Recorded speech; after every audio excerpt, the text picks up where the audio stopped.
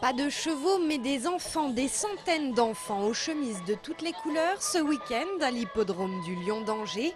Plus d'un millier de scouts et de guides de France, âgés de 6 à 25 ans, est venu de Sarthe, de Mayenne et de tout le Maine-et-Loire. En ce moment dans la région, les scouts ont la cote.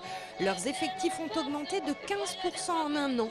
Le mouvement d'éducation populaire est catholique, mais ouvert à tous. On prend chacun comme il est et qu'il soit croyant ou peu croyant ou pas croyant, on partage tous des moments spirituels ensemble. Et ce sont les valeurs du scoutisme qui motivent les jeunes encadrants, les chefs et cheftaines qui gèrent les plus jeunes. Ce qui me plaît, c'est le rapport qu'on a avec les jeunes. Il y a vraiment un esprit de solidarité, un esprit aussi de respect qu'on retrouve énormément dans les scouts et des fois moins ailleurs. Et puis un vrai esprit de famille. Une grande famille dans laquelle on trouve toujours l'occasion d'apprendre plein de choses, avec une boussole par exemple. Et par exemple, sur celle-ci, le nord, il est indiqué par un N. Mais avant, le nord, il était indiqué par une fleur de lys.